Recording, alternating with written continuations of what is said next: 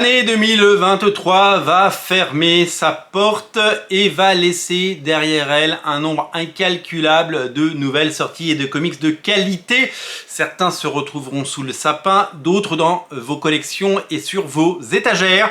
C'est le bilan 2023 de Panini. On n'est pas là pour tout lister, il y a eu des centaines de comics qui sont sortis chez Panini cette année.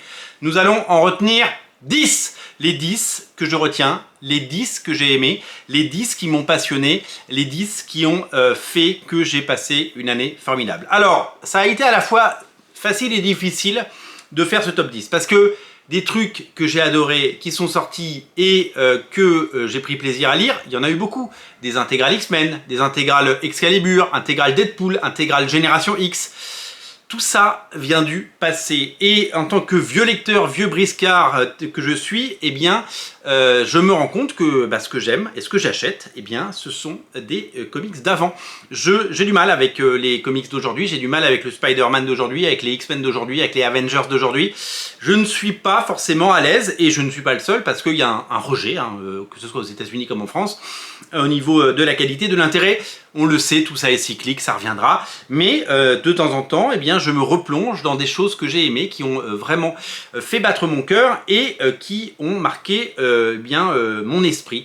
Des heures de lecture, souvent du passé, mais qui continuent de réchauffer mon cœur et qui continuent de m'accompagner. Et c'est pour la vie des souvenirs dans ma tête. Et on ne mesure pas à quel point ces comics me font envie. Alors j'aurais pu mettre des omnibus. Alors là, l'avantage c'est que vous n'allez pas pouvoir me taxer de dire « Ouais, il essaie de vendre ses omnibus ». Je n'ai plus rien à vendre, je vous rappelle.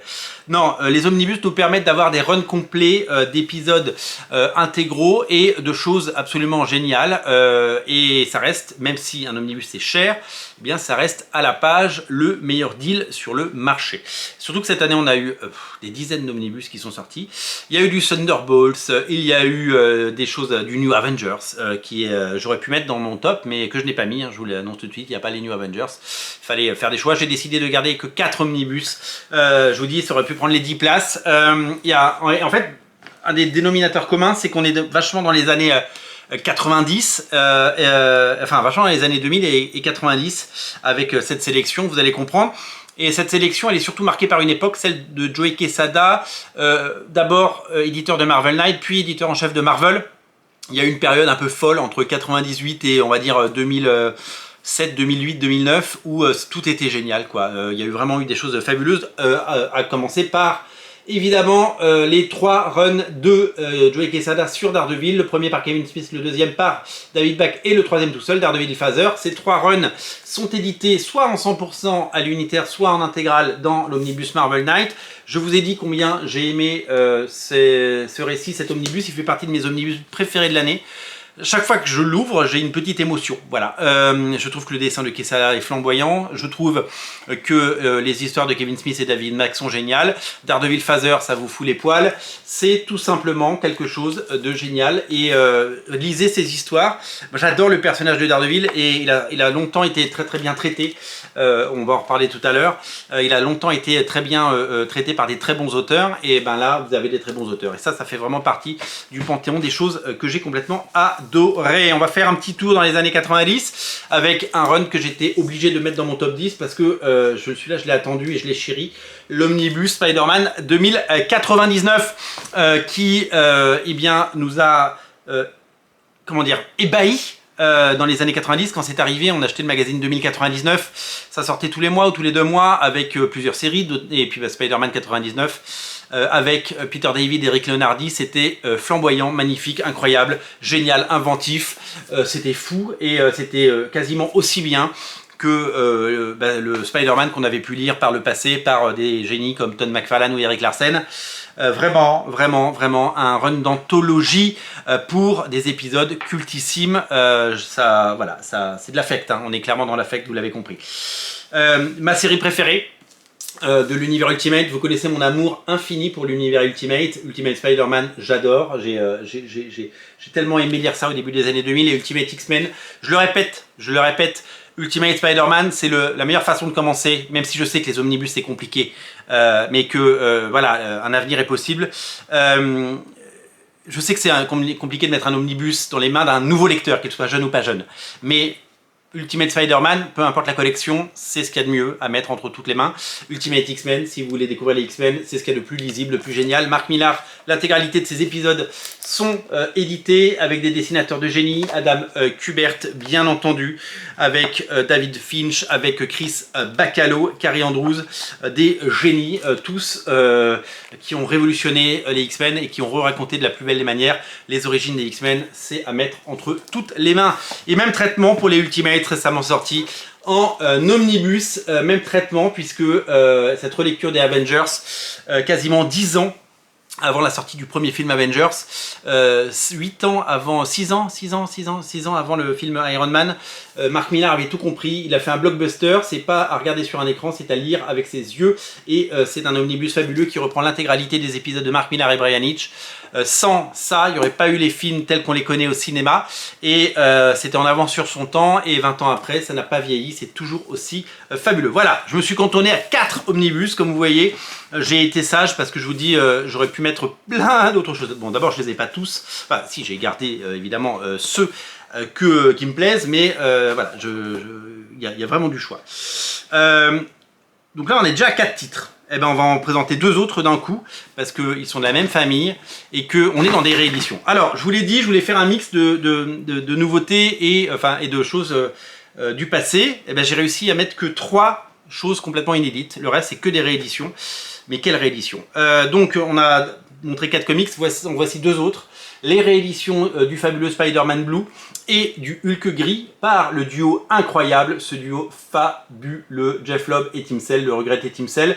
Ils en ont fait 4 des récits, hein, aussi Captain America White et Daredevil Jaune.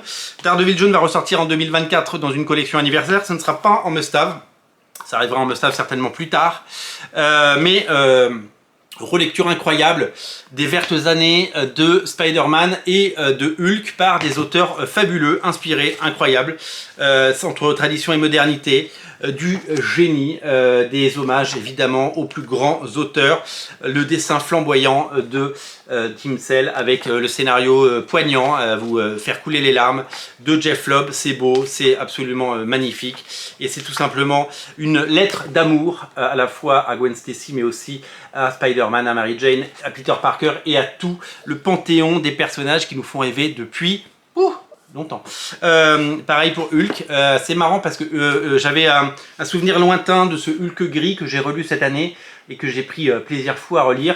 C'est tout aussi bien, c'est tout aussi génial et vraiment les 4 récits de Jeff Lobb et Tim Sale sur ces 4 héros, il faut les lire, c'est tout simplement génial. Tout à l'heure on a parlé de Daredevil, après Joey Quesada sur Daredevil, il y a eu Brian Michael Bendis, et après Brian Michael Bendis qui a fait un travail exceptionnel, les chaussures elles étaed un peu grandes, mais il y a un mec qui a mis ses pieds dedans et ça lui allait comme un gant, c'est Ed Brubaker, et il a continué le run de Bendis, Ed Brubaker, avant d'être évidemment l'auteur qu'on connaît sur des séries comme Criminal, comme Reckless, etc.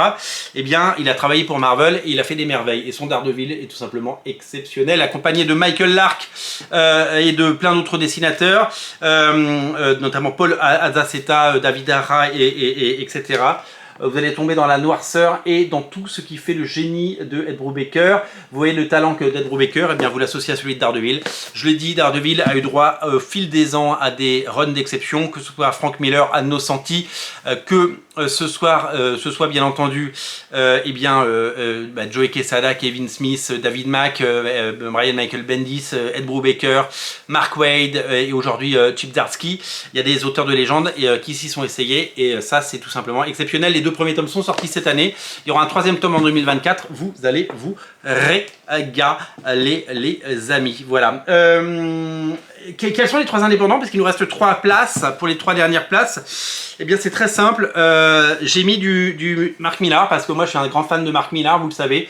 J'aime son écriture et j'ai pris un plaisir fou à lire la suite de Magic Order, ce volume 3 paru en français, avec l'annonce qu'on a eue il y a quelques jours, le volume 4 qui lui est dessiné par Dick Irwan, eh bien arrive en 2024. Il va y avoir une grosse actualité sur Mark Millar puisque vont sortir Nemesis Reloaded, Ambassador, sa série absolument fabuleuse avec Travis Charest et Frank Whiteley au dessin et Olivier Coipel.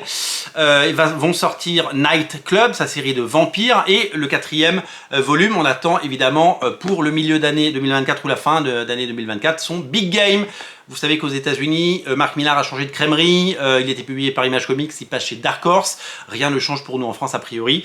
Nous allons avoir évidemment des choses incroyables avec peut-être une nouvelle maquette et de belles éditions. Voilà, donc Magic Order, moi ça me fait toujours plaisir, j'ai une affection particulière pour cette série, depuis le premier tome dessiné par Olivier Coipel, le deuxième par Stuart Timonen, le troisième est signé par Gigi Cavenango, et c'est vraiment pour moi une des meilleures séries.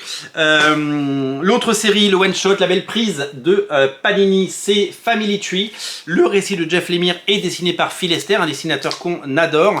Une histoire complète de la collection Panini Graphic Novel sur les mutations surnaturelles.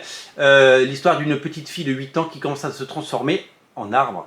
Vous allez voir que ça va un peu déchirer la famille et que ça va laisser des séquelles. C'est poignant, c'est incroyable et ça fait partie de ces graphic novels. On parle pas assez des graphic novels de Panini et je pense que ça a tout à fait sa place. Le dernier, il a gagné des prix, il est incontournable et regardez quand je le mets là avec son format letterbox, il rentre parfaitement dans l'écran, c'est le fabuleux Ecoland de J.H. Williams 3. Je ne pouvais pas ne pas le citer. Chaque page est un tableau, c'est exceptionnel. Il est vanté pour ses qualités et pour son graphisme. Le génie de J.H. Williams 3 a encore frappé et nous régale avec cette relecture à la fois des contes populaires comme Le Petit Chaperon Rouge, mais également de tout ce que la pop culture a pu apporter d'intéressant à travers les époques. Un regard sur toute la création et sur évidemment la condition d'auteur. C'est vraiment époustouflant à tout point de vue et ça mérite amplement de figurer dans ce top 10. Voilà, je vous le dis, c'est une liste non exhaustive comme toutes les listes que j'ai fait, celle pour Panini et Delcourt et Urban, parce que vous le savez, il y a eu beaucoup de bonnes choses. Voilà, l'année 2024 nous réserve de très belles surprises également. Il y a eu des annonces récemment chez Panini et moi je vais continuer à suivre cette actualité. Si vous voulez soutenir la chaîne, eh bien il y a plusieurs façons de le faire. Un petit pouce en l'air, un abonnement, un commentaire, un partage, vous pouvez partager la vidéo sur les réseaux et ça c'est quand même super cool. Et puis vous pouvez aussi aller sur le compte Tipeee de la chaîne et mettre ce que vous voulez, tout simplement, le lien est en descriptif de la vidéo. Merci pour cette série d'émissions. Voilà, la rétrospective Panini se termine. Nous allons fermer le chapitre 2023 et nous ouvrirons le 2024 avec beaucoup d'intérêt et de passion. Lisez les comics, offrez des comics, et dites-nous ce qui vous a plu, quels sont vos 10 comics de l'année chez Panini. J'attends vos commentaires, salut. Je vais éteindre en appuyant sur le bouton.